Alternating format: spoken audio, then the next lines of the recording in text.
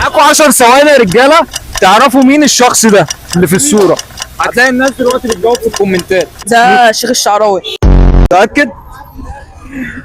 عبد الباسط حموده. ده عباسة حموده. بص كده في الصوره كويس. ايوه هو عارف. وانت صاحبي عم محمد. عم محمد مين؟ عم محمد امام الجامع. يا جدعان قولوا في الكومنتات الناس دي بتجاوب صح ولا ايه؟ الشيخ كريم. الشيخ كريم؟ نعم. مين ده صاحبي؟ الشيخ ياسين. الناس هتقول كده في الكومنتات. لا ان شاء الله. مين ده صاحبي؟ ده الشيخ احمد. مين؟ الشيخ احمد.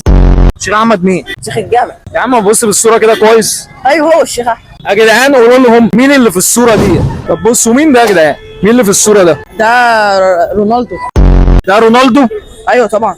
حد ما يعرفوش يعني. صاحبي ده اسطوره الناس كلها عارفاه. ايوه رونالدو، هو في اسطوره غيره طبعا؟ ما هو ده.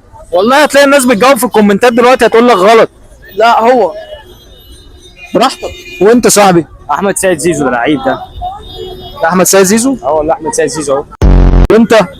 ده النني ده. مين؟ النني. ده النني؟ اه. وانت؟ ده عبد الله السعيد. ده الله السعيد. اللهم صل على النبي. ده مين يا صاحبي؟ نيمار.